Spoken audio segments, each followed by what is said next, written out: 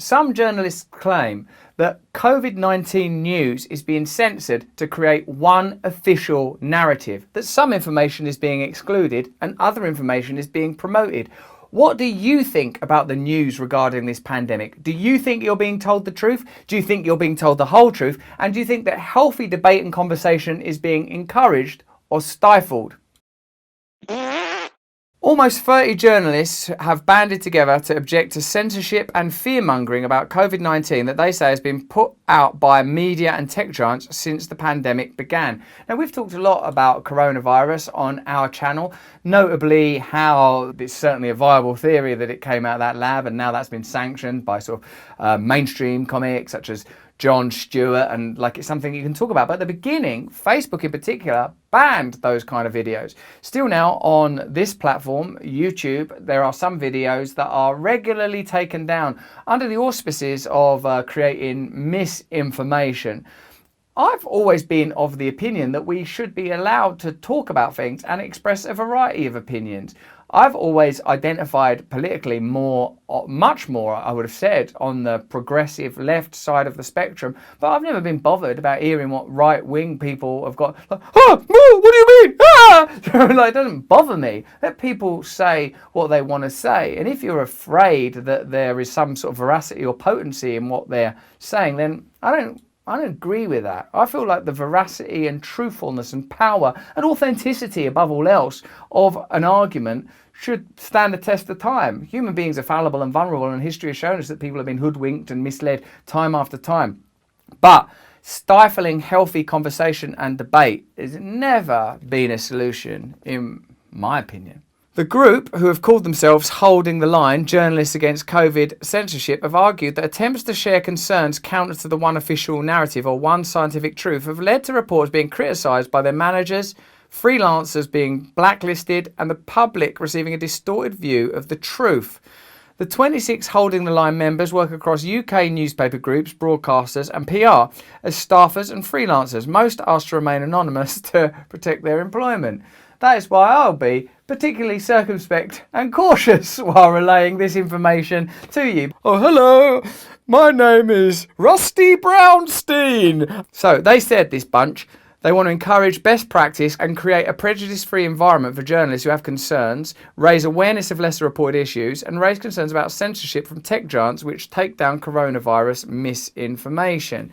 So wherever you stand on this subject, and let's face it, in a global population, there are going to be, not limitless variety, but if there's 7 billion of us here, there's going to be 7 billion or so perspectives on this subject. And it seems to me that in something as, well, a pandemic by its nature affects everybody. And that means having one narrative line is going to be reductive. To play devil's advocate for just a moment, my assumption would be that, if you were going to regard that as a positive thing, as censorship as positive, you would say, well, because this is such an important subject and because we want everyone to act in a particular way, we can't afford to have a variety of stories and opinions out there, particularly not in this time of fake news. So we have to absolutely control the information. But even as I hear myself saying that, I'm minded that this is the kind of language that sort of Stalin used and other dictators used to ensure, I know what the mentality is like, if you knew what I know, you'd do what I'm telling you. But because I don't have time to explain it to you, I'm just going to control the information and make you do what I want you to do. That is dictatorship, because nobody can claim from a religious or political or any ideological perspective to have sole exclusive access to truth. Truth is complicated. Truth is fluid. It moves and alters. There might be certain objective facts in the world of physics, but let's face it, over the last 50 to 100 years, we've learned that that is not as static as we'd regarded it. So when you enter the realm of conjecture, construction, and human culture, nothing stable. When you're dealing with the interests of governments who have track records of being pretty dubious and duplicitous, pharmaceutical companies, pretty dubious and duplicitous, the introduction of new medical care, the introduction of new legislation, foreclosing conversation That's not a good sign. I'd like to be governed by people that are like, listen, we're so confident that what we're doing is right. You can say whatever you want. The evidence backs this up. Here's the evidence. You do what you want to do. We're doing genuinely what's best for you. And how you know that is it's impossible for us to make any money from these decisions. None of the organisations involved in this can make any money from this. Listen how different that is from reality. And look at all the potential fissures and cracks through which corruption could, and I'm not saying it is, could enter. They listed some perceived failures, including a lack of context for statistics, due coverage for alternative treatments, scrutiny of PCR testing, attention to adverse vaccine reactions, or balanced examinations of the cost of lockdown. These are things for you to look at yourself. You don't need me. I'm just another loud mouth on the internet. Why don't you yourself look into these areas of perceived failures? Because I would like, whether I'm talking about football, fornication, or pharmacology, I would like open discussion, because if there's nothing to hide, what is it they always say when they're spying on us and hacking our phones? And if you've got nothing to hide, you've got nothing to worry about. So what's going on with the censorship then? They accuse the UK media of frequently publishing fear-inducing and sometimes inaccurate coverage, helping to foster a hostile environment for those who choose not to have COVID-19 vaccines. Elijah, who came up with the group's name, listen, I just want to be clear, I came up with that name. What's the name again? Holding the Line? Listen, whenever we mention holding the line, just make sure old Elijah gets his dues. Bless him. Came up with the group's name and found it therapeutic to talk to others with the same concern. Said, it's been unprecedented the way COVID-19 has been reported in the UK, but not just the UK, worldwide. There's only been one official narrative played out in the mainstream media, and that has not changed over time. There's only been one scientific truth allowed to be discussed, the one endorsed by worldwide governmental regulatory bodies, and even that has been very selective. This has given the public a distorted view of the truth, which has been highly damaging. Elijah said Elijah, biggest concern was about censorship of information online that goes against the narrative, and referred to the trusted news initiative through which the BBC, other publishers and tech giants flag up the most dangerous disinformation to each other. For a long time we've been in this dark era of censorship that's been embodied by the Trusted News Initiative, which cuts across big tech and all mainstream media. I've learned that the more a name sort of sounds like Cozy Uncle Papa's lovely world of marshmallows, the more you should be. What?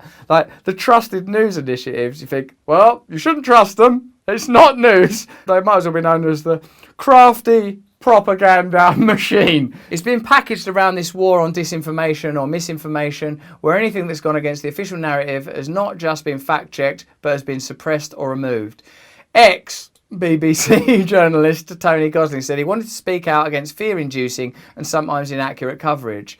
Our main concern is that there's a very powerful lobby behind many of these COVID measures, including treatment, lack of treatment and vaccines, obviously, but there isn't much of a lobby in the other direction. And I think most of us feel that our employers of various sorts have not been representing both sides. So in the world of media, there's not a variety of views being relayed. Now, perhaps you have enough intuitive understanding of media, even social media, to recognise that we are on a platform that is a commercial platform and that we have certain obligations.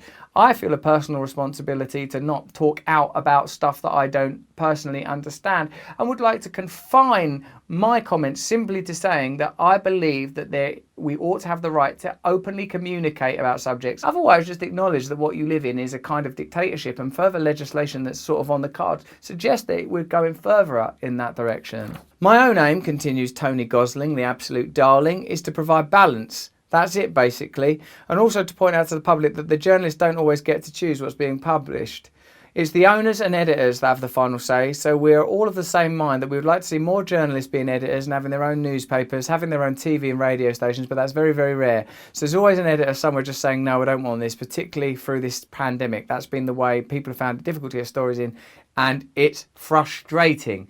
Well, it seems like Holding the Line, the brilliantly named organisation that Elijah come up with the name for, are doing something that's very, very responsible. Whatever you think about some of those subjects listed, you surely agree with the principle of people being allowed to disagree with you. And if you don't agree with the principle of people being allowed to disagree with you, then you have to understand what that is. You can't be, I'm a liberal, progressive, open person that accepts people for who they are and recognises people can be what they want. Except on this issue, shut up and don't talk about it. Like, that's not how it works, man.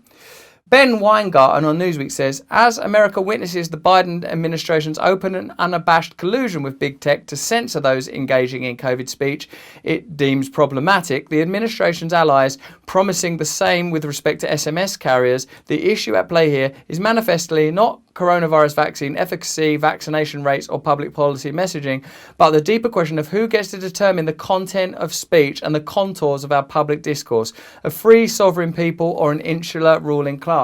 Major questions.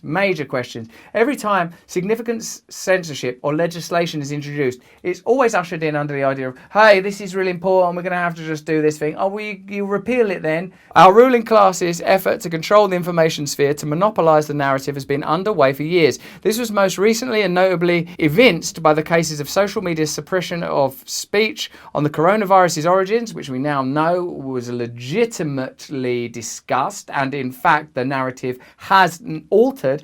I know many of you in the comments will say the difference between a conspiracy theory and a fact is about 6 months. I know you love that quote. And Hunter Biden's laptop and election integrity. We saw there, and thanks to our collaborations with Glenn Greenwald, we know that that stuff was kept out of the news because they thought it was just too important to get Trump out of office. What fundamentally has changed is that now official public policy for relevant state and private sector powers centres to jointly eliminate ideas that do not comport with the ruling class agenda, ideas that might threaten its ability to rule. So, broaden your mind out real wide now. This ain't even about coronavirus. This ain't about vaccines. This ain't about any of that stuff. This is about democracy. This is something that we should all care about. Sometimes, like, this is the way it comes over me. Like, see, I'm a vegan, right? But my missus ain't a vegan. And sometimes, like, one vegan person said, you should make your wife be a vegan. I'm like, well, veganism is not more important to me than someone's autonomy to decide who they are. It's that important. And autonomy is that important. So, and it's the same with this. You might have a very strong views about how this situation should be handled, but are they as strong as the principle of freedom to communicate, freedom to discuss, freedom of information, freedom to choose? And if those things are not important to you, then what you are edging towards is a kind of totalitarianism, which will be dangerous, and ultimately we won't get to choose what you're excluded from discussing next. If you enjoyed this video, you should comment. We read the comments. Stay in discourse with us. This is an open platform where, to a degree, we can communicate openly. Sign up to my mailing list on russellbrand.com. If you're in the UK, come and see me live. But also on my mailing list, I tell you about the stuff I'm up to so we can remain in cahoots and communication collaboratively, continually. So do that, please. And if you like the stuff I do, sign up for Luminary, where I have my podcast, Under the Skin and Above the Noise. Under the Skin is a deep conversation. Above the Noise is a meditation. And God knows you're going to need both. And they're available on Apple, who, as far as I can tell, are a bunch of lovely guys. Thank you very much for watching this. Turn on the notification bell and please do subscribe. Thank you.